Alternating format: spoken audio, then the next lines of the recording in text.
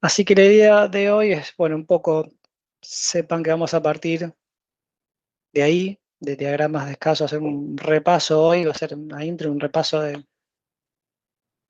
Llegaremos hoy hasta a ese repaso, para luego ya sí meternos en la materia, ¿sí? Eh, ¿Qué va a ser? UML, digamos, avanzado, que sería complementar lo que serían otros tipos de diagrama en UML y para qué se usan, y hacer una introducción a patrones de diseño, una introducción a refactoring y una introducción a DDD, ¿sí? Esto nos parecía interesante porque no es la idea que ustedes que sean expertos en eso, pero que al menos de esos últimos tres temas tengan una introducción, tengan un puntapié para que ustedes puedan apoyarse y seguir investigando, ¿sí?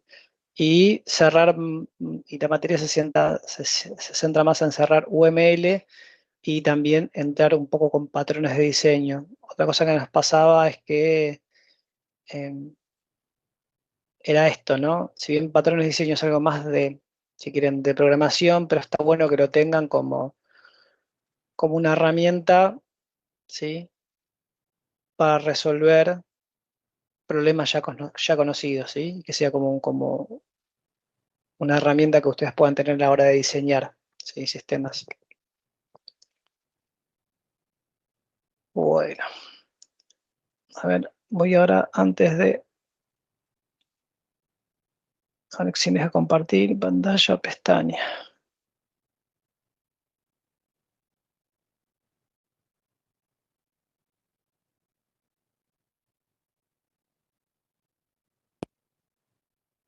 Avísenme. Sí, profe. Bueno, después de esto se los compartimos, lo tengo que pasar a PDF. Este es un poco, es el, si Creo quieren, que ya el... está eso Ya está en subido? Drive. Sí, Ah, a ver, déjame ver si es el mismo. Sí, es el mismo, parecería. bueno. Tiene. Sí, sí, es el mismo. A ver, la idea son cuáles son los objetivos de aprobación no directa, aprobación directa, eso es igual ya ustedes lo saben, ¿no?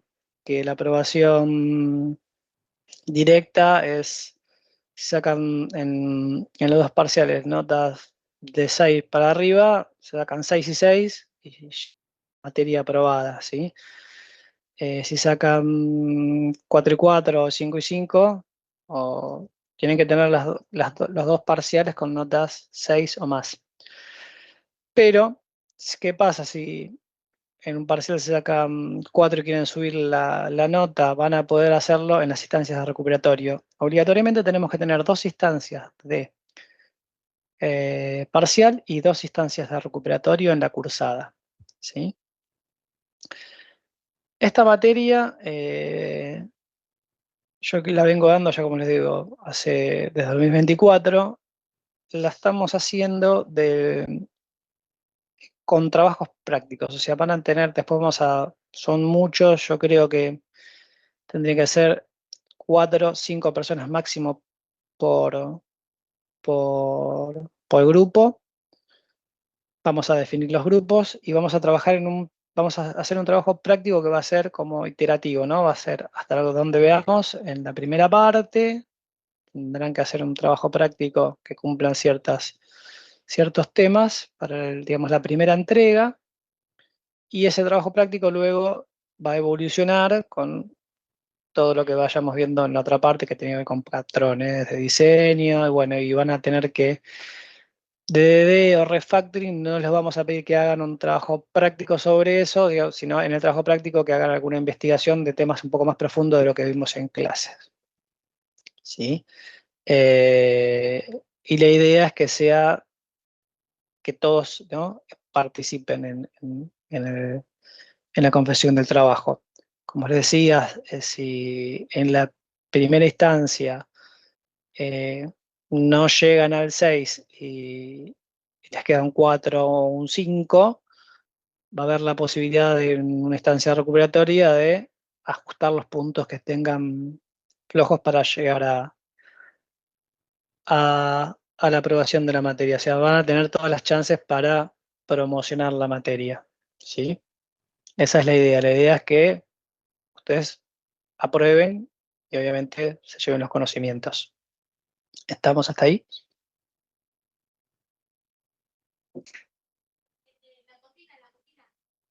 Sí. Ah, Sí, ok. profe. Porque yo estoy viendo la pantalla, así que deme uno que me diga ok, ya estoy. Por acá un poco los temas que vamos a ver en el programa. Bueno, acá arranca ya la interacción, pero como les decía, hoy vamos a hacer una introducción de vuelta para refrescar diagrama de clases y casos de uso, porque nos vamos a apoyar en eso, patrones de diseño, casos prácticos, introducción a DDD, introducción a refactoring, ¿sí? Esos van a ser los grandes temas, ¿sí? de la cursada. La idea es que vayamos haciendo una parte teórica, ¿sí? Y después que vayamos haciendo, digamos, más allá de la práctica, seguramente nos vamos a dividir ahí con Mati, donde yo les daré la teoría, y después haremos, no sé, después del recreo, que vayan practicando, ¿no? Y nada, dejaremos algunos ejercicios para que vayan haciendo, y la idea es que vayamos viendo en clases también esos ejercicios, ¿sí? ¿Y siguen hasta acá? O sea, que se va a aprovechar si ustedes hacen, se ponen a hacer. Si no hacen, digamos, se da la teoría y es como decía, no, nosotros después no le vamos a tomar no sé, diagrama de clases, 2 puntos y dígame la definición. ¿Si me siguen? Entonces, para que sea provechoso, está bueno que demos la parte teórica, pero bueno, en la parte que nos toque hacer ejercicios, aprovechemos el tiempo, digo, para ustedes mismos, ¿no? O sea, porque la duda de uno puede ser la duda de varios y está bueno que que sea interactiva, ¿no? Esa parte de la clase. En realidad que sea toda la clase interactiva, ¿sí? No está bueno cuando uno solamente está dando teoría de conceptos teóricos, sino para eso les paso la teoría y no nos conectamos a la clase, ¿sí?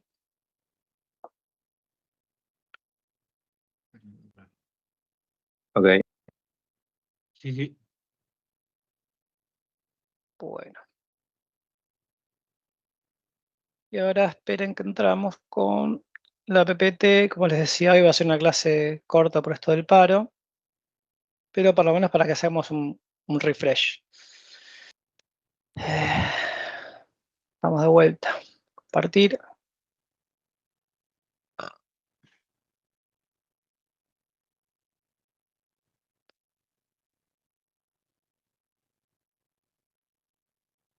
Díganme si se ve ahí la presentación. Se ve, ¿Está bien? sí. Sí, sí. Buenísimo. Ahí hábleme directamente porque tengo una notebook y no sola pantalla, así que si estoy presentando no veo si me escriben o directamente abran el micrófono por cualquier cosa, ¿sí?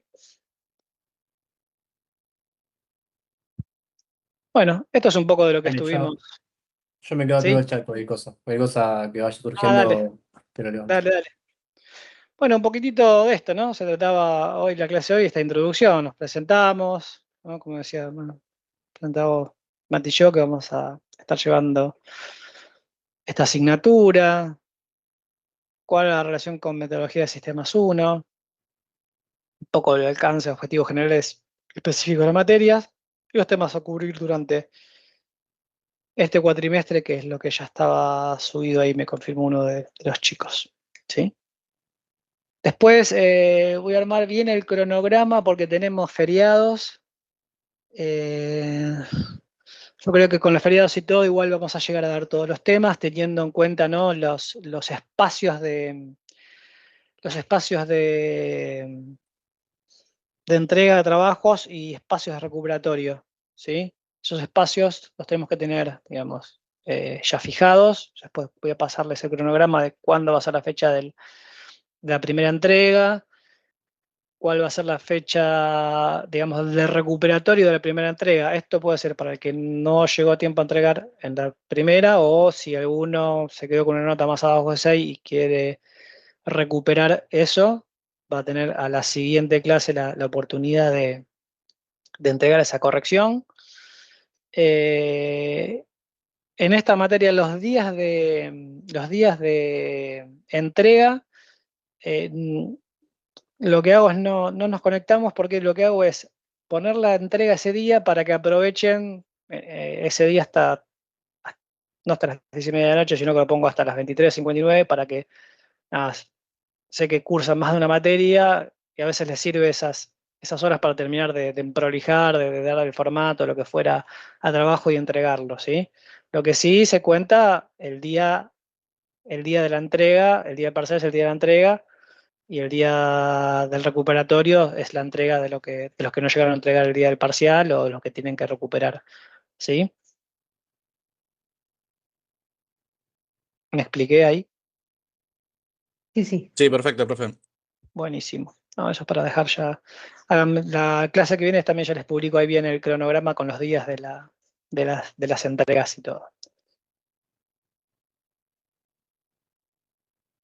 Bueno, como le comentaba hace un ratito que charlábamos, ¿no? Que metodología 2 constituye esta continuación natural de metodología 1, profundizando, ¿no?, en temas más de conceptualización, análisis y el diseño de software de una perspectiva un poquito más completa y actual, ¿sí? Otra cosa que me pasaba con otros cursos, ¿no?, es que, bueno, acá tenemos varios que trabajan en sistemas. A veces los chicos habían trabajado en un trabajo práctico, digamos, una sola persona o con 2 personas, pero cuando uno empieza a trabajar en sistemas más complejos, más grandes, donde hay mucha gente, ¿sí?, ya se hace complejo diseñar, comunicarse, expresar lo que se quiere diseñar ese sistema, y para eso es que uno, ¿sí?, utiliza o se apoya en la metodología o buenas prácticas para el desarrollo, porque se hace imposible que esté en la cabeza de una o dos personas, ¿sí?, las cosas, ¿sí? Yo lo que a veces suelo comentarle a los chicos que todavía no están un poco en el mundo del software es que UML es como que nos da ciertas herramientas, ¿sí? ¿Para qué? Para que nosotros podamos diseñar, digamos, los planos o las distintas vistas que puede tener un sistema, ¿sí? De distintos cortes, así como una casa, cuando uno tiene un plano que es la planta, digamos, que le muestra las paredes, después tienen otro diagrama que les muestra el 3D de esa casa, como tienen otra vista que va a ser por donde pasan los caños de luz y de agua, ¿sí? Cada uno está mostrando una vista de esa casa que queremos construir. Bueno, acá en lo que es la parte de sistema también, UML nos ayuda a esto, ¿no? A analizar y diseñar el software, ¿no?, con distintas herramientas y para que la perspectiva sea más completa. En la asignatura anterior vimos un poco más los fundamentos del ciclo de vida del desarrollo y, como les comentaba, se introdujo el análisis estructurado, orientado a objetos. En esta materia proponemos complementar y completar esos conocimientos de UML, ampliando el repertorio de todos los diagramas, ¿sí? Después vamos a ver que hay algunos diagramas que vamos a ver la parte teórica, pero no vamos a hacer no tiene sentido que hagamos algo práctico, porque no vamos a estar viendo, no sé, en qué servidores vamos a desplegarlos, pero quiero que sí sepan que hay diagramas que nos sirven para, por ejemplo, ver en dónde se pueden desplegar los componentes, ¿sí? Que eso es otro diagrama que se utiliza en UML.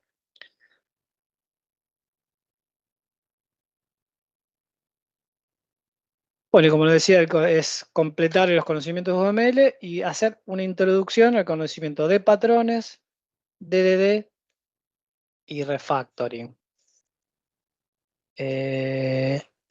¿Alguno escuchó, trabajó alguno de estos otros temas como patrones de diseño, TDD o refactoring?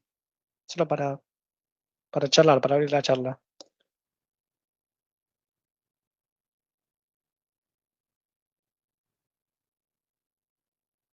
Sí, profe. Uy, escuché re bajito. Ah, perdón, estaba lejos el micrófono. Que sí, profe, yo al menos patrón de diseño en el trabajo lo apliqué. Va, lo aplicamos. Buenísimo. Bueno, excelente. Bueno, acá la idea es, de vuelta, es justamente para el que no tiene idea, tener como esta introducción a los patrones, ADD y a refactoring, ¿no?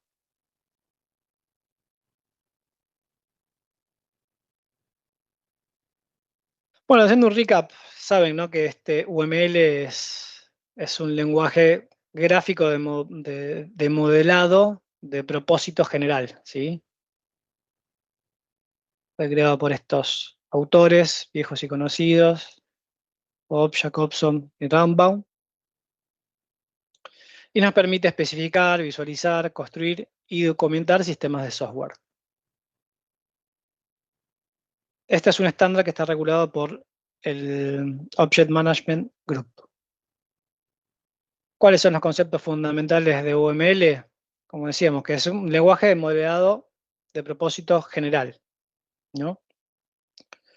Justamente fue creado con el objetivo de unificar las metodologías existentes para el análisis y el diseño orientado a objetos, ¿sí? Obviamente, esto lo saben, UML no es un lenguaje de programación, ¿no? Sino un conjunto de estas notaciones visuales estandarizadas para que podamos representar un sistema desde su estructura, desde su comportamiento, ¿sí? Como les decía, que uno pueda tener como diferentes vistas de un sistema.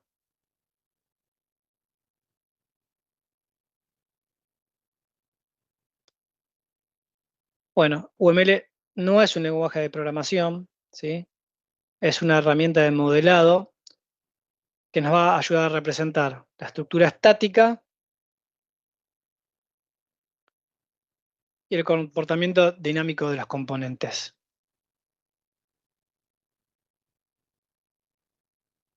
Y cuando me refiero a la estructura estática, con lo que ustedes ya saben, ¿qué podría ser una estructura estática del sistema con lo que conocen de UML?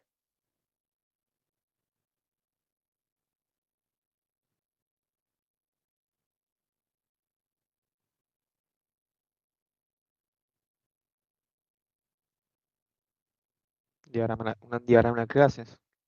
Perfecto. Diagrama de clases es una estructura estática, ¿sí?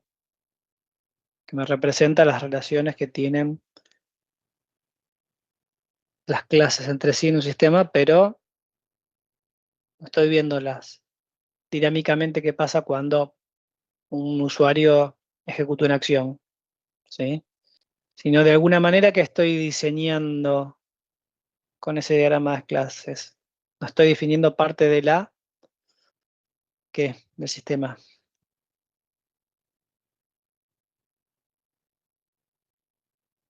¿De la estructura? La estructura o la arquitectura del sistema, como los primeros esbozos, ¿no? Que voy haciendo de arquitectura del sistema. Y de lo que ya también vieron de UML, ¿qué representaría o qué diagramas de lo que conocen representaría este comportamiento dinámico?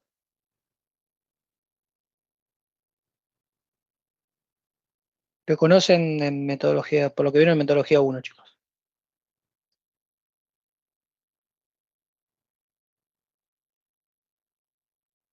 Ahí Joel dice el diagrama de secuencia.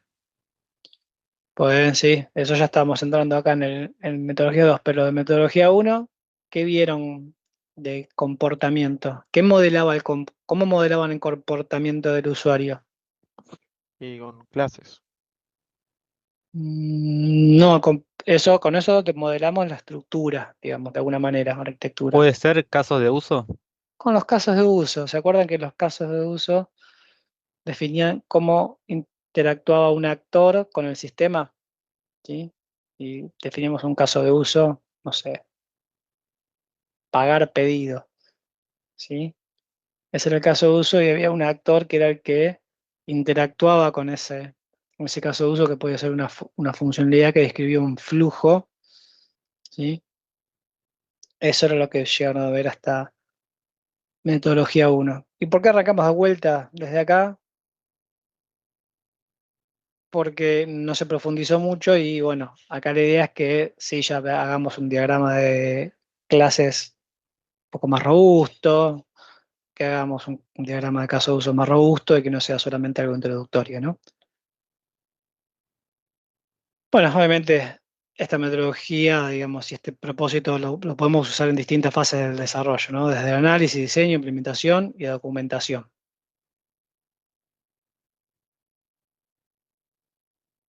¿Qué es un modelo para ustedes?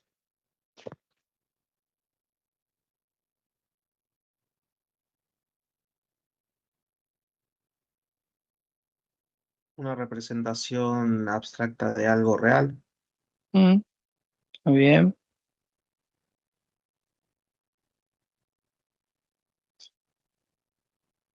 Exactamente. Perdón que no sé quién es el que me habló, pero como decía su compañero, justamente un modelo es una representación en sistemas, es una representación abstracta, ¿no? De ese sistema que buscamos capturar esos aspectos importantes y omitimos todo lo que es irrelevante. Por eso es un modelo, no es la realidad, ¿no? Tratamos de representarla de alguna manera, de una manera abstracta. Justamente, ¿para qué nos sirven? Para pensar, para diseñar, tener documentado y poder comunicar esas ideas sobre un sistema.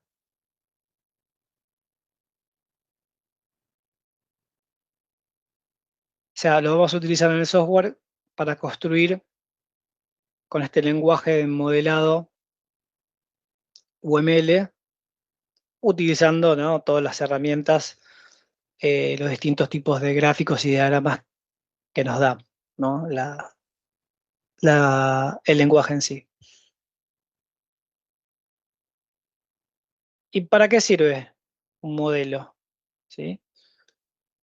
Justamente comprender un sistema desde distintos puntos de vista, ¿no? Como decía, desde los usuarios, los desarrolladores, inversores. En un sistema hay distintos interesados, ¿sí? O ya lo habrán escuchado, ¿no? Más de una vez hay una palabrita que la usan hasta el hartazgo, que es stakeholders. ¿Escucharon eso? Ese término.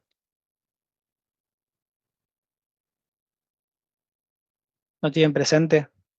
Son los interesados, los distintos interesados, ¿sí?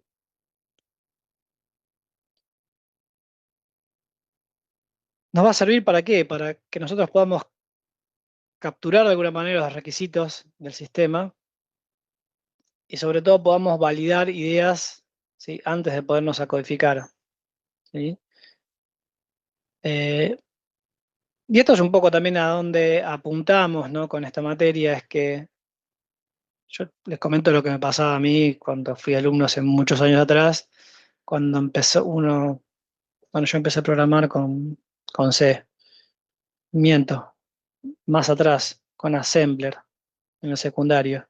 Lo que uno iba como directamente al IDE o lo que tenía para empezar a escribir el programa, las instrucciones. No sé si les pasó a ustedes eso. A mí me pasaba eso, como que me daban un ejercicio, un problema, algo para programar y no me ponía a pensar, como que iba a abrir directamente el IDE y me ponía a programar ahí lo que tenía que hacer. No sé si eso les pasó o les ha pasado.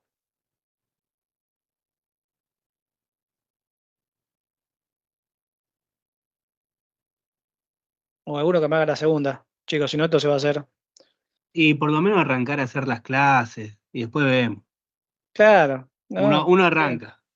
arranca, como abrís el IDE y bueno, empezás a ver qué es lo que tenés que programar. Qué sé yo. Tiro esto, voy probando, tiro, no sé, en el mail, tiro alguna clase, voy.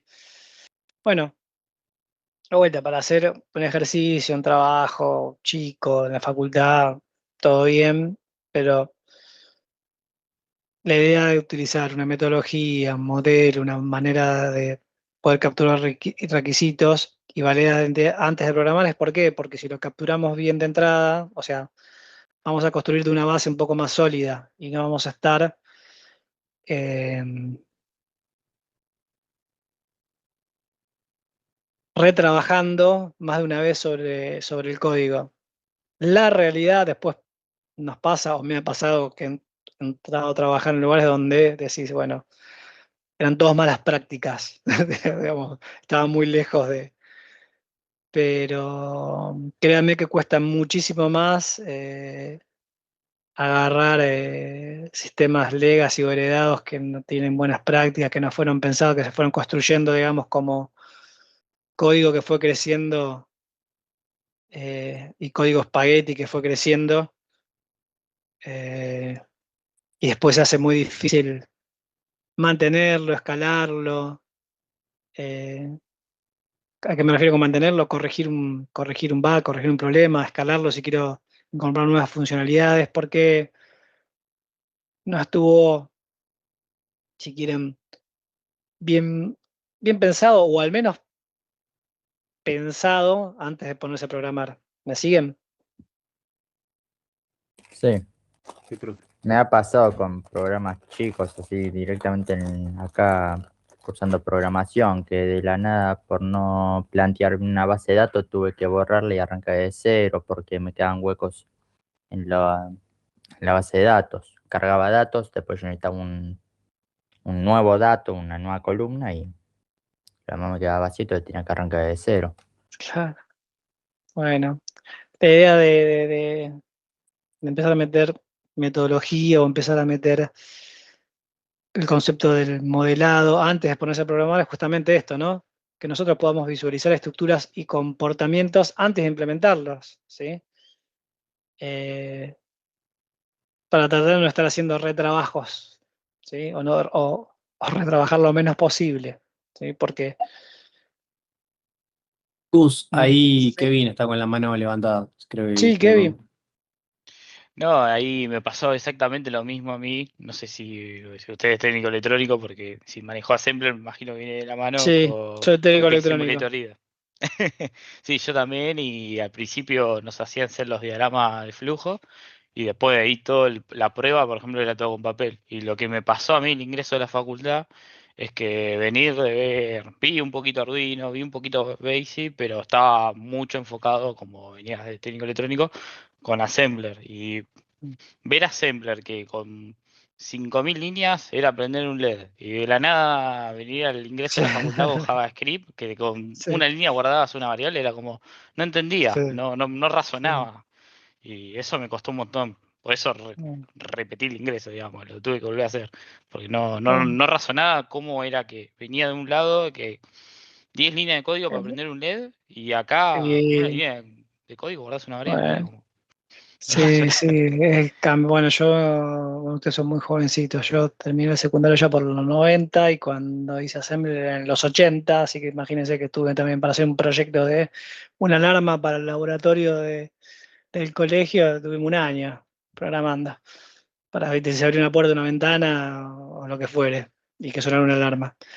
Eh, lo que sí está bueno de Assembler es que por lo menos sabe qué es lo que pasa. Todo eso se termina traduciendo a código máquina en algún momento. Digamos, los lenguajes de programación nos van abstrayendo, por suerte, pero por atrás siguen pasando bits, por ahora, chicos, ¿no? Hasta que tengamos otro tipo de. Todavía no tenemos computadoras cuánticas o notebooks cuánticas, ¿sí? Pero que es otro paradigma, pero por atrás siguen siendo bits los que van pasando, ¿sí? El retorno de carro y todas esas cosas que los habrás visto. Pero bueno, un poco la idea de esto es eso, ¿no? Es que nosotros podamos diseñar o por lo menos pensar las estructuras o los comportamientos antes de implementarlo. Esto no significa tampoco que vamos a ir a una metodología waterfall donde tengo que tener todos los planos, todos los diagramas con el punto y coma escritos para empezar a programar, pero sí tener un diseño que resista la escalabilidad o que sepamos de antemano qué es lo que estamos encarando y saber que podemos tener luego una deuda técnica, pero que nosotros ya lo previmos de antemano y no al final del proyecto que nos salga algo caro. Cuando me refiero a caro es en tiempo y en costos, ¿sí? No, ahora tengo que rehacer todo esto porque no sé, la arquitectura la pensé de una manera que no puedo seguir escalando este sistema, que no. Y todo lo que hice tengo que volverlo a hacer. O sea, llegar a un retrabajo de tal que tengo que volverlo a hacer. Créanme que pasa, ¿eh? No. Si uno no le pone un poco de cabeza, pasan estas cosas. Y entonces un poco la idea de la metodología, de modelar, de poder diagramar y modelar antes es justamente eso, adelantarnos, ¿sí?, a los compartimentos antes de implementarlos, o saber por lo menos, ¿sí?, cuáles son las limitaciones que tenemos con lo que vayamos a diseñar y a programar. Obviamente, justamente, poder probar decisiones de diseño con bajo costo, no hace falta que me ponga a hacer toda la programación si yo ya tengo más o menos por dónde voy a ir, por dónde va mi sistema, y si con esos pocos diseños que hago, que no me cuesten mucho tiempo, si puedo validar que voy por el camino que necesito resolver, así como decía Mati. O sea, en definitiva, lo que hacemos es resolver problemas, ¿sí? La tecnología es una herramienta, ¿sí? En definitiva,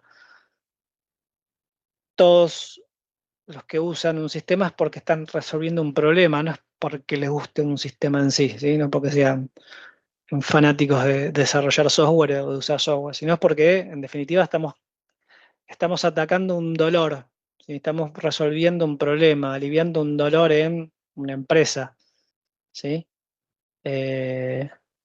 O bueno, si no vamos a una empresa, no sé, todos utilizan actualmente las redes sociales. Bueno, se desarrollaron, ¿sí?, atendiendo una necesidad, ¿sí? Después se puede definir si fue creada o no fue creada.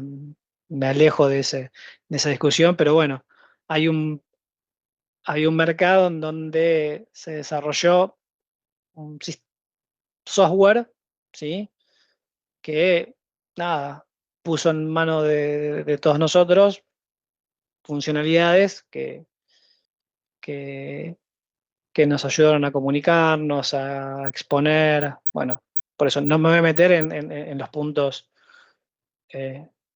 cuestionados de eso, pero siempre que se desarrolla un sistema es para resolver algo.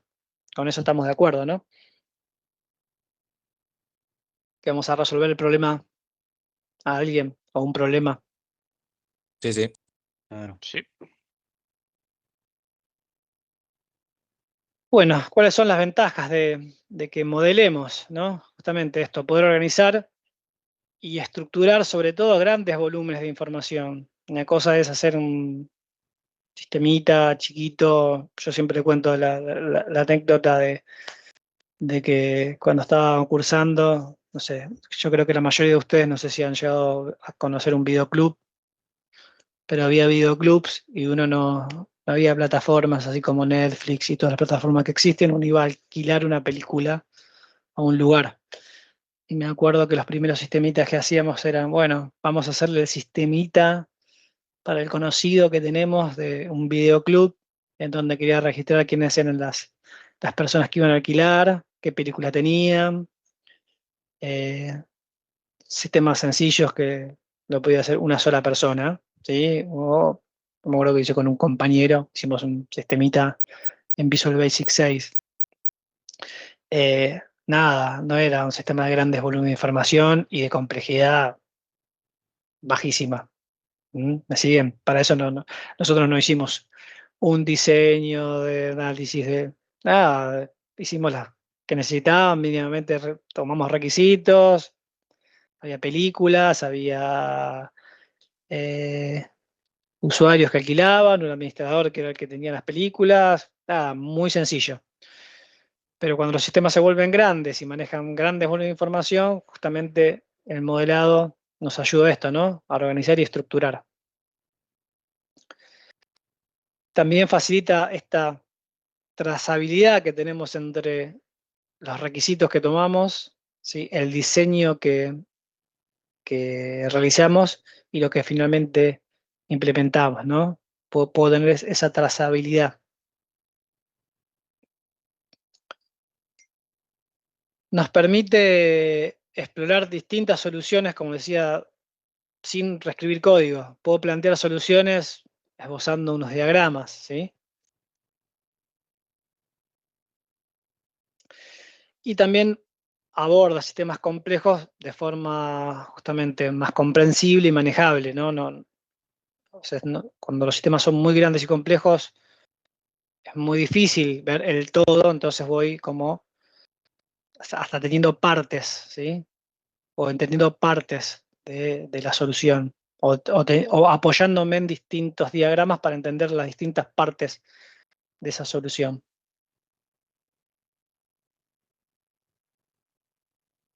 Ventajas del modelado, justamente. Porque me repitió esto mismo, perdón.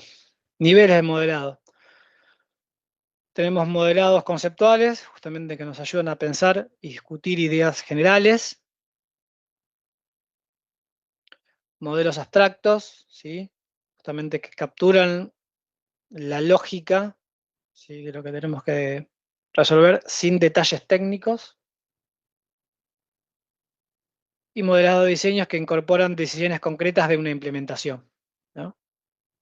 Y ya los modelos de implementación tienen suficiente detalle justamente para que uno pueda, a partir de ahí, empezar a generar el código de implementación de la solución. Entonces, un modelo, en definitiva, es una descripción, ¿sí? Las ejecuciones reales del sistema son instancias. ¿Y a qué me refiero que son instancias? Ustedes vieron ya objetos, ¿recuerdan esto? La palabrita de instancias. Sí. Sí.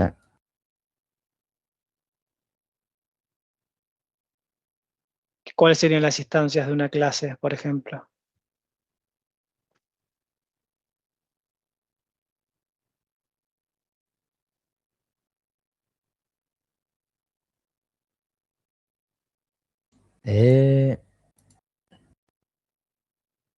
Ahí justo un Me compañero comenta dijo Federico Creación de un sí. objeto. los objetos.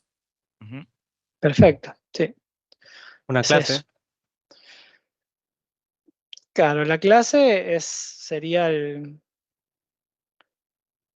ese Molde. template, el molde, el template, el modelo en este caso, la plantilla, yendo a lo más simple. Y los objetos son todos, y las instancias serían todos los objetos que puedo construir a partir de ese template, de esa clase, ¿sí? De esa plantilla.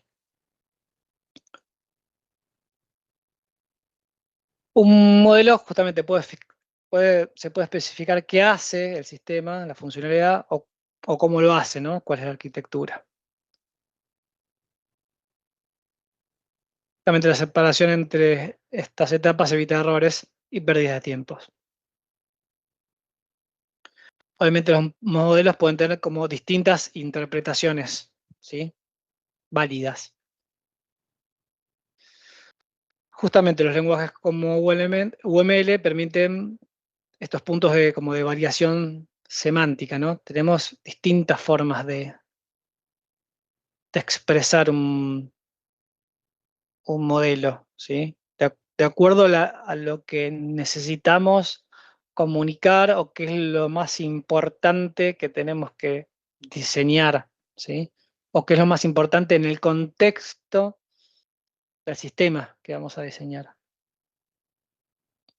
Bueno, esto permite soportar distintos estilos de ejecución y lenguajes de destino. Como decía, UML no está, no es un lenguaje de programación, sino nos da estos diagramas que obviamente después yo puedo implementar. Yo puedo tener un diagrama de clases y lo puedo hacer tanto con Java, con Python, como con C#. ¿Sí? Después, esa es la elección después de la tecnología en la cual lo voy a implementar. Pero el diagrama de clases no me dice sí, con qué lenguaje voy a implementar. Si no, yo después lo puedo ejecutar en distintos lenguajes de programación. Pero sí, siempre con una lógica de modelado orientado a objetos. ¿Vamos bien hasta ahí? Sí. Sí, sí. Bueno, los modelos como parte de un contexto mayor, ¿no? Los modelos justamente forman parte de un entorno más amplio que las herramientas, los lenguajes, las bases de datos, etcétera, ¿sí? Incluyen metadatos, autores, versiones, anotaciones, configuraciones. Justamente la estructura modular nos permite esto, ¿no? La colaboración, el mantenimiento y la reutilización. En conclusión, modelar es, en esencia, diseñar sistemas robustos y sobre todo comprensibles, ¿sí? Tampoco nos sirve tener diagramas o mantener diagramas que no son utilizados por nadie, ¿sí? Por eso también les comentaba que en cada experiencia que me ha tocado, he trabajado con UML en varias, y no en todos lados utilizamos todos los diagramas que nos da, llamemos el lenguaje, ¿sí? En algunas experiencias utilizábamos más unos diagramas que otros. Por ejemplo, bueno, el diagrama de clases era medio de cajón base, pero en una experiencia utilizábamos muchísimo más los casos de uso, diagramas de caso de uso y caso de uso, que un diagrama de a dónde voy a implementar los nodos, los componentes, en qué servidor lo voy a... porque no era necesario. Entonces también, digamos que las herramientas que nos dan es como es un toolkit, es una caja de herramientas que vamos utilizando los diagramas que necesitamos para modelar el contexto del problema que queremos resolver, ¿sí? Eso era en una de las experiencias. En otra experiencia, por ejemplo, ese era un sistema crítico. En otra experiencia donde el sistema era un producto que básicamente exponía APIs, el producto no tenía frontend, era solo producto de backend y con exposición de APIs y con integración de terceras partes. Lo que más nos interesaba tener al día eran los diagramas de secuencia. Esa era lo que necesitábamos entender de punta a punta porque venían cambios de regulación, era para una empresa de pagos que trabajaba, y venían cambios de regulación, cambios del BCRA, y te mandaba una empresa que se llama Coelsa, cómo se exponía para pagar con QR a partir de ahora en adelante, que era la interoperabilidad, y bueno, nosotros lo que nos interesaba mucho era ese diagrama de secuencia,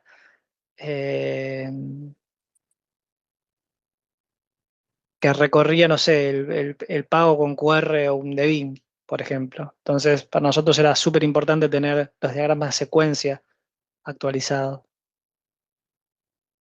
¿Me siguen? No sé si vos tenés alguna otra experiencia ahí, Mati, para contar. No, yo por mi lado, nada, quizás lo que más me ha tocado usar son diagramas de secuencia, prácticamente porque representan un poco la comunicación entre distintos componentes Y un poco medio, en mayor parte de mis experiencias, nunca fue quizás algo como que estaba muy bajado, pero sí terminan surgiendo solo, porque, y un poco esto como mencionabas anteriormente, cuando los sistemas escalan, cuando son varios equipos los que están involucrados, comunicar es muy importante y nada, estas herramientas empiezan a ser clave cuando hay que comunicar una solución. Imagínense que cuando hay que sumar una integración nueva en un sistema, comunicarlo en prosa o incluso a veces ya sea en una reunión, empieza a ser complejo y estos sistemas ayudan mucho a bajarlo a concreto, a que sea más tangible. Estos diagramas, nada, podemos apoyar mucho y la comunicación se hace mucho más simple. Es buenísimo. Gracias, Mati. Justamente, yo creo que clave es la palabra que dijo Mati, es comunicación. O sea, lo que buscamos es facilitar la comunicación, entender. Es muchas veces más fácil explicar o tener un diagrama a mano que si conocemos del lenguaje, conocemos cómo se interpreta, es más fácil explicarlo con un diagrama que contándolo, ¿sí?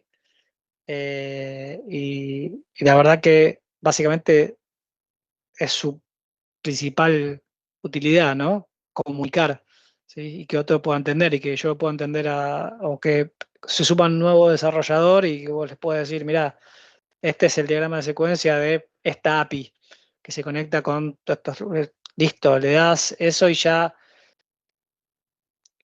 si conoce de UML va a saber interpretarlo, ¿sí? Le va a ser más fácil entender.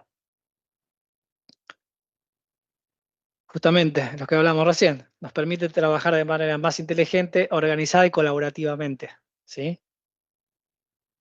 Esta es la clave de la metodología, de poder comunicarse con distintos diagramas, distintas partes del sistema, de vuelta, de acuerdo al contexto en el que uno está trabajando. Bueno, la idea de esta materia es que se lleven el mayor conocimiento teórico y aplicarlo en algunos ejercicios prácticos para el día de mañana cuando estén trabajando, los que ya los que están trabajando se enfrenten con esto, los que todavía no están en el rubro, empiecen, sepan de qué están hablando, puedan hablar el, el mismo lenguaje que están hablando sus compañeros de equipo. ¿Sí? ¿Me siguen? Sí, sí. Sí, perfecto. Bueno, y esto, ¿no? Que es clave en el desarrollo de software profesional. ¿Sí? Algún diagrama siempre van a utilizar, ¿eh? Es difícil que no utilicen ninguno. Después, de acuerdo a la experiencia, como les decía, yo en algunas experiencias utilizaba mucho más porque el contexto necesitaba estar como muy de cara con el usuario, entonces todo el tiempo tener los diagramas de caso de uso, los casos de uso, el diagrama de clases, bla, bla. En otros era más necesario los diagramas de secuencia, de comunicación, eh, pero sepan que van a tener muchas herramientas para poder justamente tener la perspectiva del sistema desde distintos lugares, ¿sí?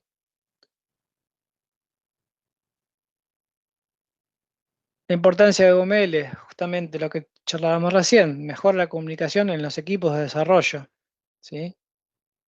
Nos permite detectar errores antes de programar y obviamente nos sirve como documentación del sistema de una forma estandarizada, ¿sí? Nos plantea un estándar. Obviamente facilita la reutilización y la escalabilidad. Obviamente es compatible con metodologías ágiles y tradicionales.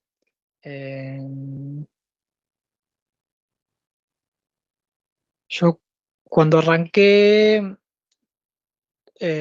con desarrollo de sistemas a nivel profesional, no estaba en boga acá en Argentina el uso de metodologías ágiles, si bien está desde el 2001.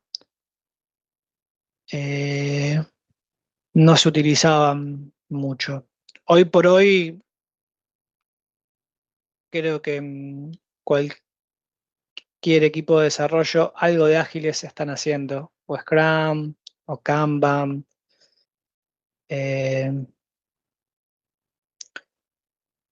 Y no quiere decir que las metodologías tradicionales dejaron de existir, sino que son para proyectos en donde el scope está súper bien detallado, donde el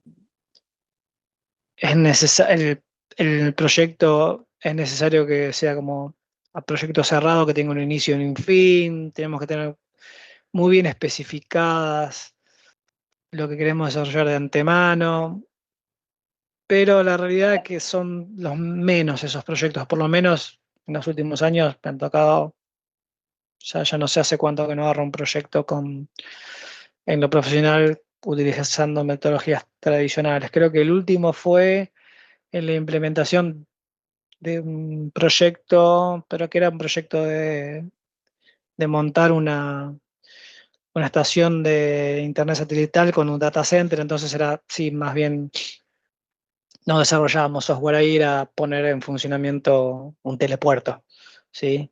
Entonces eso era sí o sí llevarlo con el PMI tradicional, o sea, arrancamos con un terreno pelado y había que montar un data center y conectar antenas y conectividad, etcétera, etcétera, un trabajo más de ingeniería, pura y dura y nada, instalaciones, no teníamos que desarrollar software.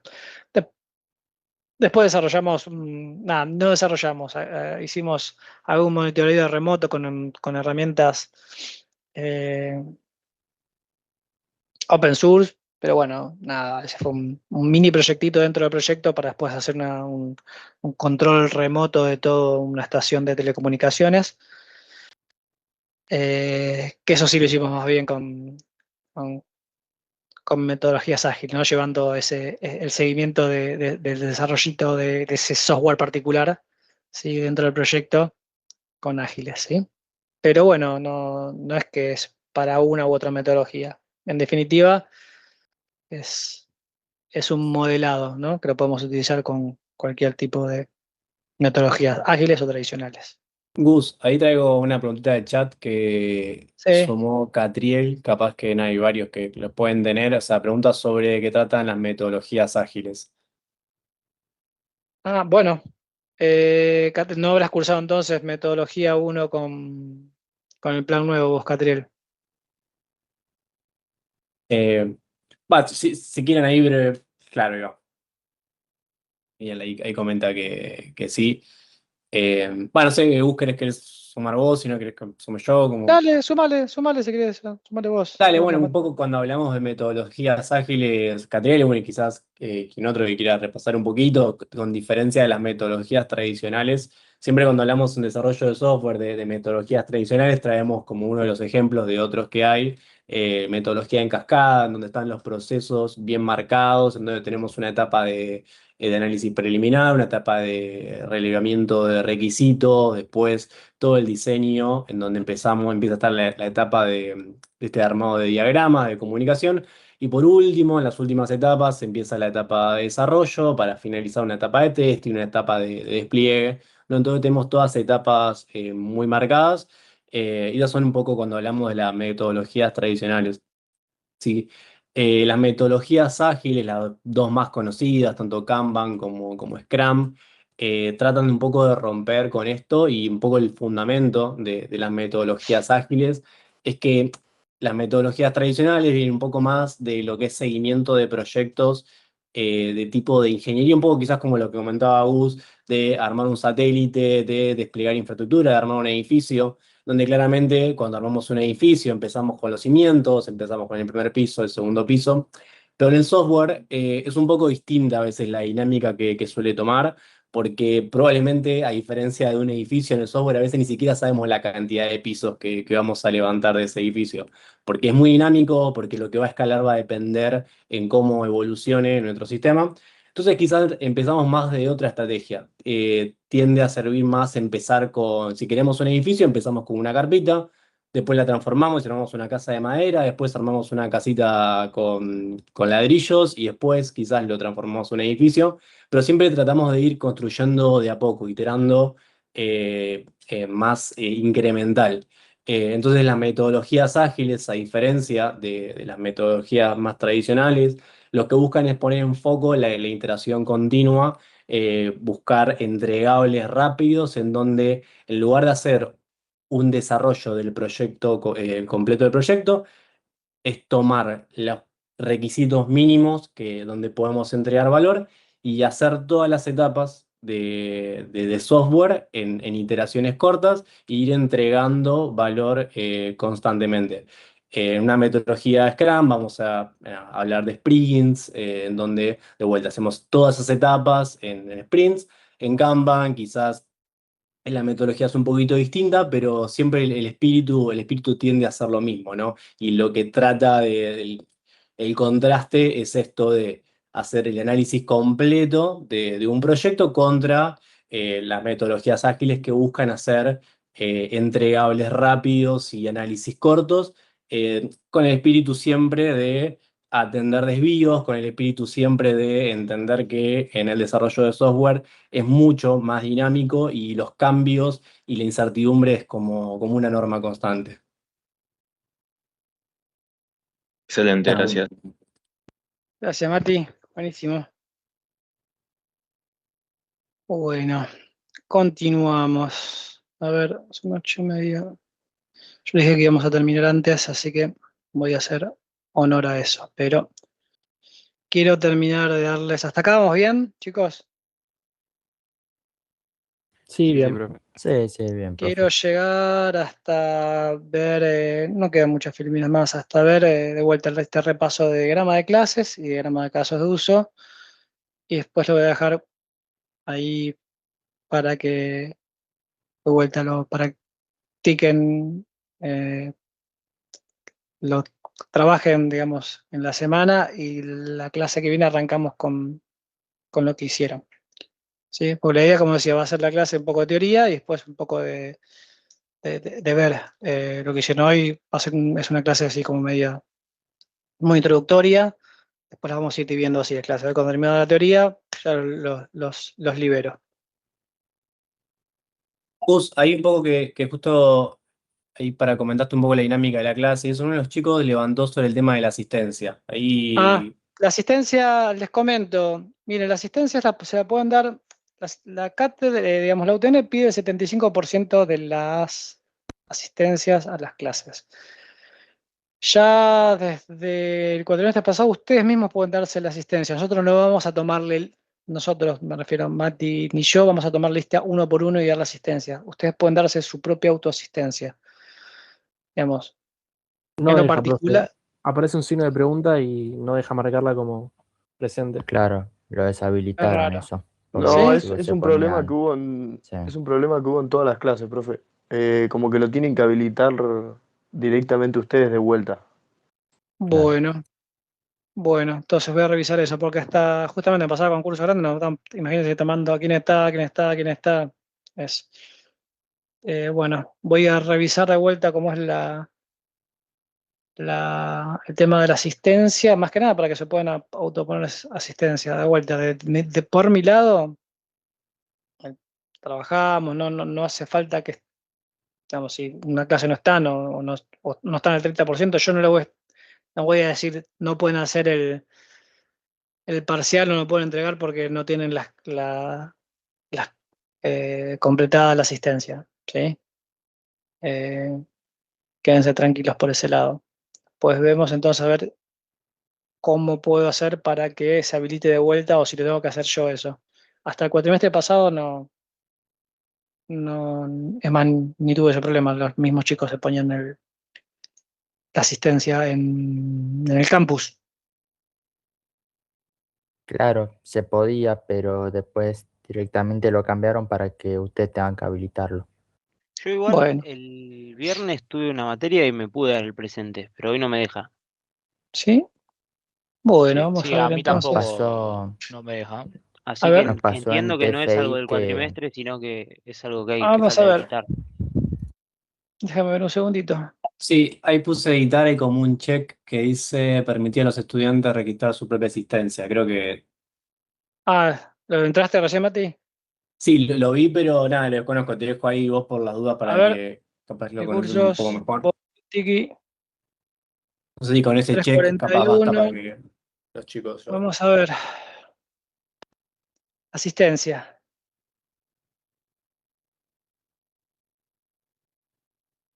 Asistencia.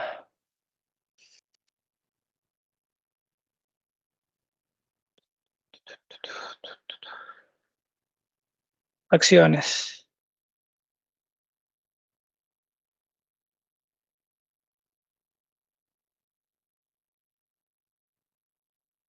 Permitir a los estudiantes registrar su propia asistencia.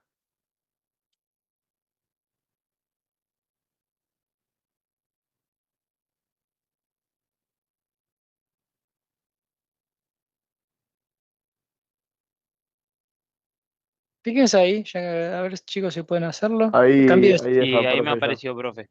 Ahí pude enviar Perfecto, la asistencia. listo, buenísimo, Gracias, Apareció profe. también, listo. excelente. Gracias ahí por avisar, chicos. Bueno, continuamos así, hacemos honor a lo dicho al principio. Tipos de diagramas en UML. Tenemos tipos de diagramas estructurales, ¿sí? Que son diagramas de clases, de objetos, de componentes y paquetes. Y tenemos tipos de diagramas de comportamiento, caso de uso, actividades, estados. Y de interacción, como pueden ser de secuencia, comunicación, el de tiempo. Esos son los diferentes tipos de diagramas dentro de lo que es el lenguaje unificado, ¿sí? Y bueno, y retomando lo que ya vieron, el diagrama de clases, ¿sí? Es uno de los más importantes dentro de OML, justamente lo que charlábamos hoy, describe, ¿no?, la estructura estática, ¿sí?, del sistema. ¿Y qué nos muestra? ¿Sí? Clases, ¿sí?, que ya saben que son estas representaciones o entidades del sistema, ¿sí?, que se compone con un nombre, atributos y métodos.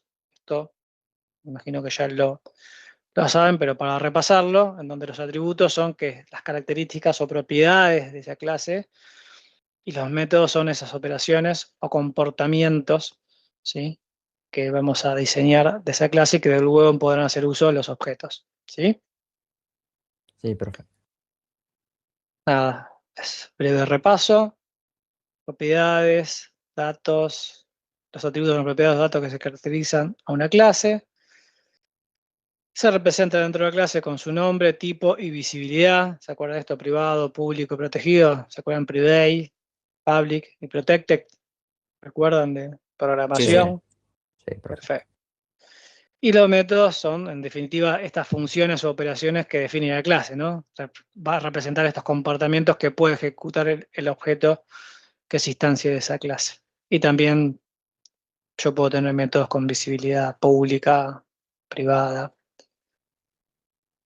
Nada, acá un simple diagramita de ejemplo, ¿sí?, en donde vemos las relaciones entre las clases, ¿sí? Es un simple diagramita de ejemplo. Escueto también, ¿no? La idea es que en el trabajo práctico no sea un diagramita simple, sino justamente vamos a buscar que sea más completo. Después tenemos las relaciones entre las clases, ¿no? ¿Se acuerdan? La asociación es una relación simple entre las clases. La agregación es una relación parte todo débil. Y la composición es una relación parte todo fuerte. ¿Alguno se acuerda de esto, la diferencia entre agregación y composición, con algún ejemplo? Es un repaso nomás, ¿eh?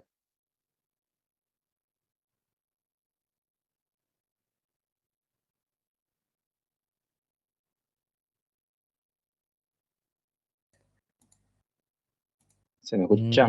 La herencia, bueno, sería ¿La herencia no sería una asociación padre-hijo? Claro, es una asociación, perfecto. Después tenemos, la herencia esta es la estructura de comportamiento. La asociación es, vos podés tener dos clases que se relacionen, pero no tienen una relación de herencia. Se asocian una clase con otra. Sí. Bueno, vamos ahí. Creo que viene bien el repaso entonces. Otra relación son interfaces, ¿no? El comportamiento sin implementación concreta. Esto hay que repasarlo, ¿eh?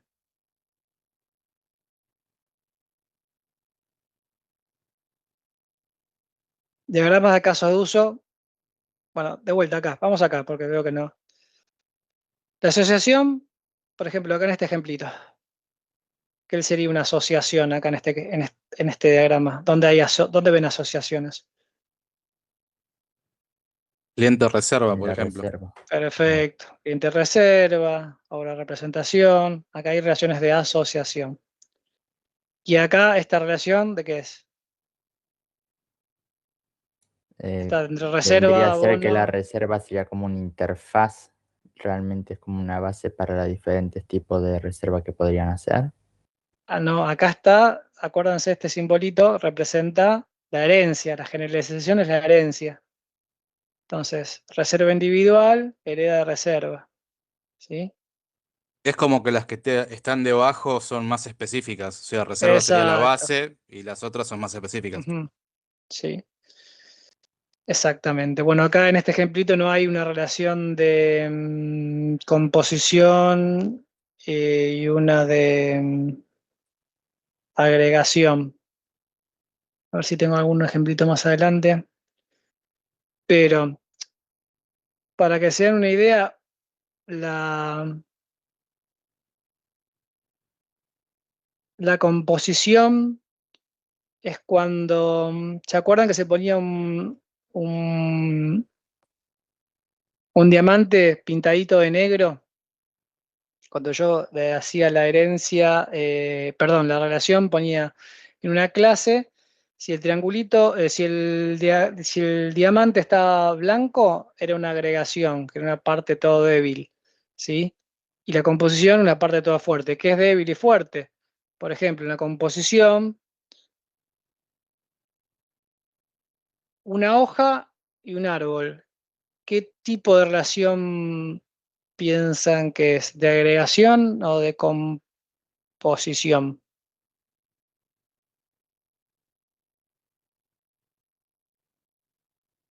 Agregación. ¿Por qué? Porque, a ver, o sea, el árbol no depende de la hoja. No, el árbol no Entonces, depende de la hoja. si se destruye la hoja, no se rompe todo. Claro, pero la hoja en sí mismo vive sin el árbol. ¿Tiene Claro, sentido no. sin el árbol? ¿No? Entonces fuerte ahí. Lo mismo podría Sí. ser, otro ejemplo podría ser, a ver, no Perdone, sé, te pongo, sí. si yo hago una reserva, se guarda en una clase del ticket de la reserva, y si yo elimino la reserva, deja de estar en la base de datos directamente. No, Se no termina la estamos hablando, relación. no estoy hablando de la base de datos, estoy hablando de, olvídense de implementaciones, de qué Claro. pasan, cómo se relacionan esos, si quieren, esas clases. Por ejemplo, empleado y empresa, ¿sí? Yo puedo tener la empresa que tiene empleados y es una relación de composición, una empresa compuesta por empleados, ¿sí? Si deja de existir la empresa, esos empleados en ese sistema siguen teniendo algún valor por sí solos, es como la hoja. ¿Me siguen? Sí, profe. Exactamente, sigue siendo una hoja y el empleado sigue siendo Pero, un empleado. claro, pero no vive por sí solo en el sistema. La relación es fuerte, está Claro. compuesto. La empresa está compuesta. ¿sí? Por empleados. Lo mismo puede ser, no sé, una notebook. Vamos al ejemplo de una notebook. Está compuesta por una pantalla, una memoria, un CPU. Las partes por sí solas, si no están integradas al sistema, no son nada, son partes sueltas, no viven dentro de, digamos, de esa relación de composición con el todo. ¿Sí? No sé si te ocurre otro ejemplo, Mati, de composición o de agregación. Profe, y volviendo al ejemplo de una empresa, Sí, débil sería, por ejemplo, una empresa, la relación entre una empresa y los proveedores, por ejemplo. claro, sí, Ok. exactamente. Puedo agregar proveedores, pero si después no tengo proveedores, la empresa sigue existiendo igual. Hay una relación, pero hay todo parte, pero no es fuerte.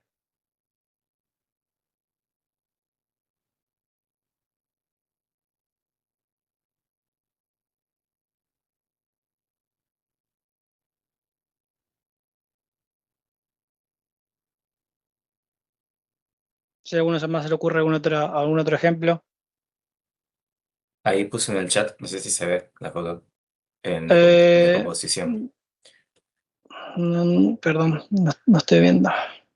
Es un auto y varias piezas, ruedas, Bueno, ahí motor, está. chasis. ¿Ven que está el diamantito negro? Eso significa que es fuerte la relación. Sí, la rueda por sí sola, fuera de este sistema, no tiene sentido sin el coche, porque todos componen el auto acá. ¿Sí? Entonces, por eso se Sí, dice que claro, es la una relación. relación de todo parte fuerte. Bueno, bien. Y, profe, en la forma de expresarse cambia, habías dicho, bueno, como están los dibujos. Los diamantes negros sería composición y blancos agregación. Claro, cuando están vacíos es agregación. ¿Sí? Listo. Nada más para que ustedes también ¿Se entendió? sepan si lo ven en un diagrama o cuando tal vez le pidamos o cuando vayan a diagramar, ustedes están expresando algo con eso, están expresando de que esa es la relación. Un coche está formado por todo esto. Si le falta algo a esto, y no es un coche, es fuerte, se compone de todo esto. Si le falta una de estas partes, no es un coche. ¿Sí? Pero el ejemplo que dio también su compañero en la agregación, yo puedo tener en mi empresa, con empleado puedo tener una relación de composición, con proveedores puedo tener relación de agregación.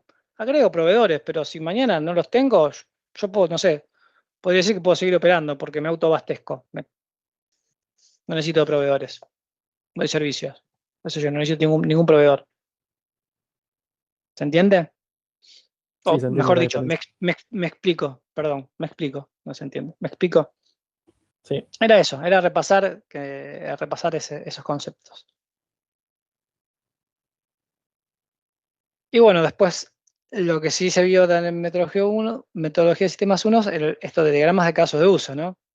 Justamente el diagrama de caso de uso nos permite representar las funcionalidades que ofrece un sistema desde el punto de vista del usuario, como les comenté hoy un poquito más al principio, que se centra en esta interacción que hay entre los actores y los casos de uso.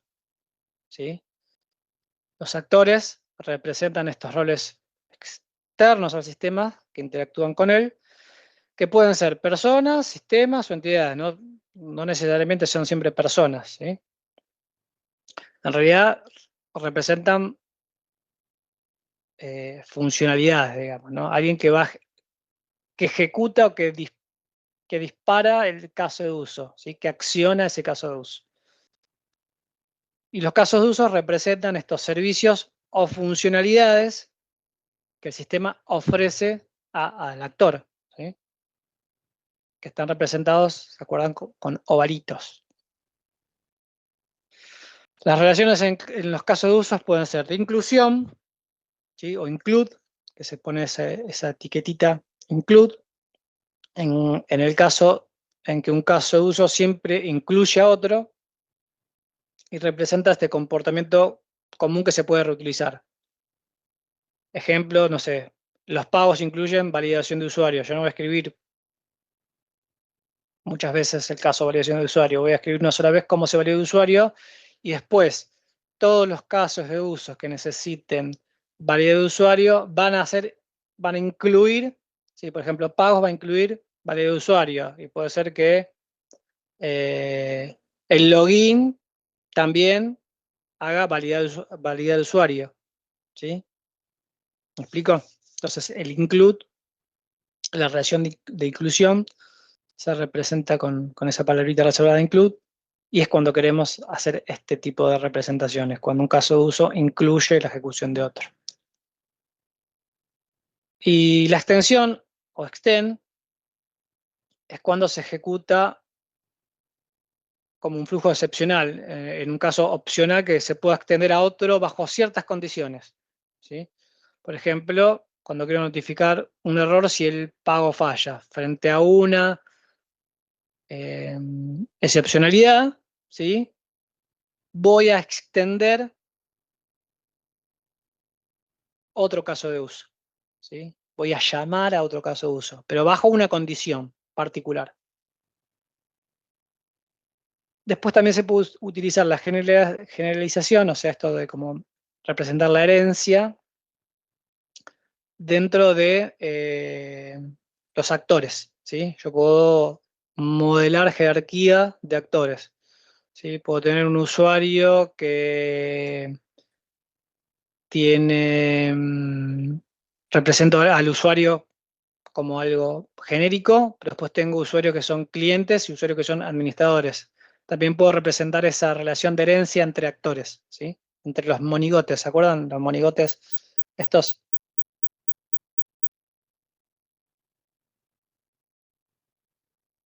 Sí, sí. Bueno, y este es el ejemplo de un diagrama de casos de uso, donde voy a representar, donde ponen estos ovalitos, representan el caso de uso, que de vuelta representa una funcionalidad. Atrás de cada uno de estos ovalitos hay una especificación del caso de uso, ¿sí? Pero esto es lo que me limita el sistema, son los límites de mi sistema con estos casos de uso, y estos son los actores que interactúan con el empleado, en este caso, ¿sí? Con comprar suscripción, comprar entradas. ¿Por qué? Porque algo tendrán que interactuar con el comprar entradas. Acá el kiosco también interactúa o sea, puede interactuar con el caso de uso comprar entradas. Acá ven que hay otro monigote que es un actor, pero que no representa un usuario, sino representa el servicio de una tarjeta de crédito, ¿sí? Pero que a la hora de ejecutar el cobrar, ¿sí? El caso de uso cobrar, ¿sí? El que dispara esta acción es un servicio de tarjeta de crédito. Y después hay otro que es examinar ventas, que no sé quién no llegó a ver. A ver, ¿me puedo checar un poquitito esto? Bueno, la chica. ¿Lo recuerdan esto, no? Estos diagramas. Sí, sí, sí. Bueno, la idea de hoy era llegar hasta acá, volver sobre esto, hacer la intro. Y bueno, que puedan de acá a la clase que viene hacer una mini práctica, ¿sí? O sea, que puedan practicar en sus casas, armar un diagrama de clases de un sistema de una tienda, estilo ahí como producto, cliente, factura, algunas de las clases que puede tener el sistema de tienda, y armar un diagramita de casos de uso de un sistema de reserva, ¿no? Poder identificar actores y funcionalidades a estos niveles, ¿no? Como vimos acá, para que empiecen a practicar esto. Hasta acá. ¿Cómo vamos? ¿Alguna duda? ¿Alguna consulta? Que bien, hay que repasar algunas cosas por ahí, pero bastante bien. Bueno. ¿Esto está subido, profe? No sé si lo dijo. No, lo voy a subir ahora después al campus. Esto tiene la clase hasta acá, pero esto después sigue, ¿eh? Sigue con lo que iríamos a ver la clase que viene. Después yo ya dejo subida el PDF, ¿sí? Genial, sí, sí. Pues nada, esta clase hoy era introductoria, charlar de, digamos, quiénes éramos, somos un montón, cómo va a ser cómo va a ser la cursada, y se va a tratar así, ¿no? Vamos a tratar, la que viene va a ser una parte de vuelta de teoría. Primero vamos a repasar esto. Lo que vamos a hacer en la clase que viene es que, nada, usemos la primera parte para ver lo que trabajaron, ¿sí? Y la segunda parte, hacemos lo que queda de la teoría. La idea es que de vuelta, que sea interactivo. Si esto no hay interacción, chicos, se corta rápido, digamos. Se termina muy rápido la parte teórica. La idea no es esa, porque si no, les comparto la PPT y listo, no charlamos, no tenemos un poco de interacción. La idea es que interactuemos. ¿Sí? Perfecto, profe. Y después vamos viendo ahí clase a clase, digamos, en otros cursos tal vez también terminamos de dar lo que teníamos que dar en la clase, practicamos, no había dudas, no había otra cosa que hacer. Digamos, si no tenían más que dudas o con qué seguir, y terminamos la clase. No estamos hasta las 10:30 para cumplir el horario. Lo que sí tenemos que ver son los temas. ¿Sí? Y ahí de vuelta lo que decía es, aprovechemos el espacio para, nada, sacarnos las dudas, practicar en la clase. Le vamos a dejar espacios donde, bueno, daré daremos la teoría con Mati, y después daremos un espacio para que hagan, y después hacemos una vuelta y un rescate de lo que hicieron, ¿sí?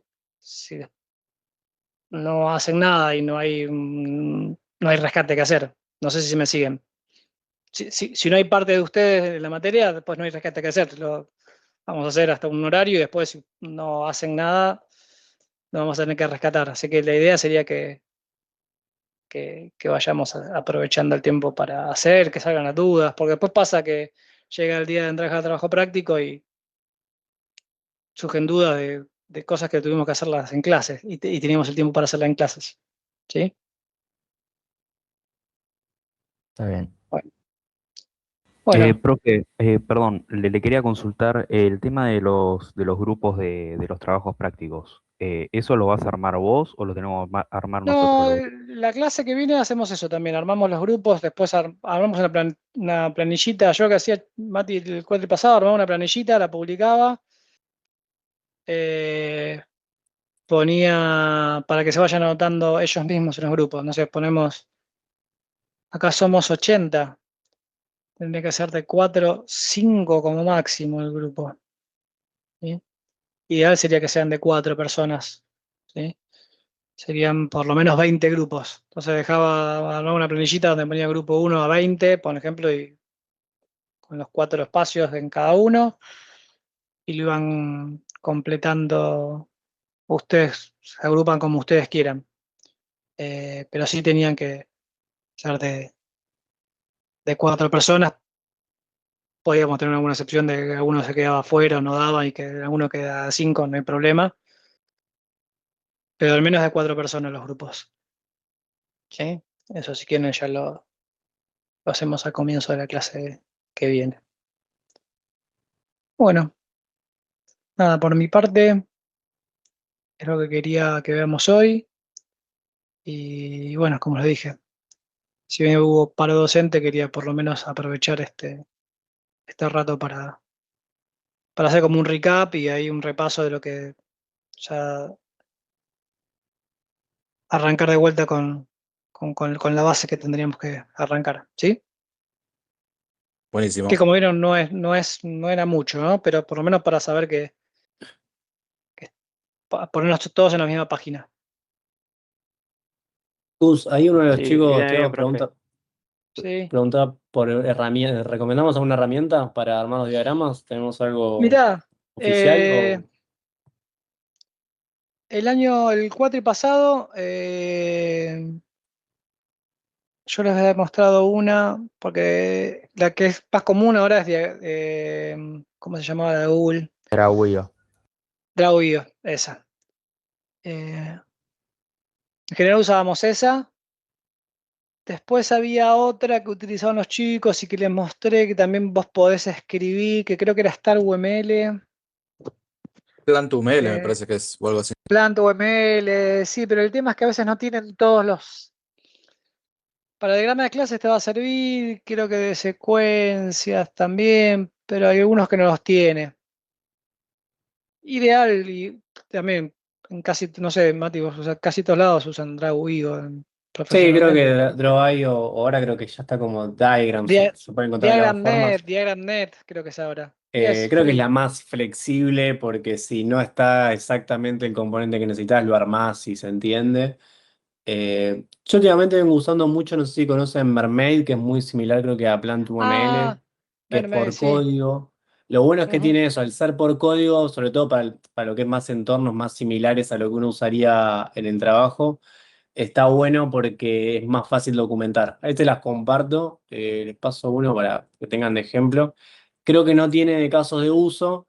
Creo que incluso ahí les compartí una que pueden entrar y editar también. Pero nada, este tipo de herramienta está buena porque al ser como código uno después lo puede ir Escribís, documentando. lo podés comentar si vas teniendo de versiones, sí, está bueno. Bueno, yo creo que usamos ese PlantUML o StarUML, era algo así, ¿viste? Vos Igual, sí, escribías sí. y te generaba el diagramita. El tema es respetar, es que los diagramas que después cuando ustedes lo hagan, respeten la notación de UML. ¿A qué me refiero? Si me entregan un diagrama de casos de uso en donde en lugar de óvalos son cuadraditos y no respeta ¿me siguen? No respetan la notación. El tema es respetar la notación. No estoy usemos tal herramienta. Justamente lo que busca es UML es que podamos respetar la notación. ¿Para qué? Para que otro entienda, porque es un estándar, ¿sí? Y cómo se representa una herencia de una manera, cómo se representa una herencia de una manera, ¿sí? Es eso, es respetar el estándar de UML.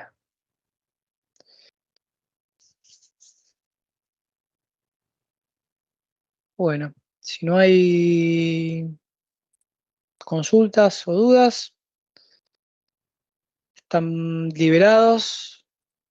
Buen comienzo de cuatrimestre.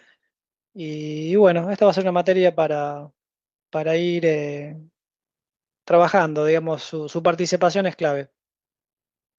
Si no se van a dar cuenta que va a haber temas que, aparte teórica, no llevan mucho tiempo y si después no van a tener que practicar, ¿sí? Y aprovechemos el tiempo de practicar en la clase, ¿sí? Y sacarnos las dudas ahí. Bueno, quedan liberados. Vamos a pueden cenar más temprano. Gracias, profe. Buenas Bueno, tardes, profe. un Gracias, gusto. profe. Profe, una Buena semana. consulta. Diga. ¿Esta PPT que compartió la sube al campus o cómo la podemos obtener? Sí, lo que le dije hace un ratito, lo voy a pasar a PDF y lo voy a subir al campo, ahí, al campus. Ahí lo que se van a encontrar es que es más extensa porque tiene tema de teoría de lo que vamos a ver la clase que viene si Dios quiere. Perfecto, profe, ¿Sí? muchas gracias. No, por nada. Bueno, Hasta luego, buenas profe, noches, chicos. gracias.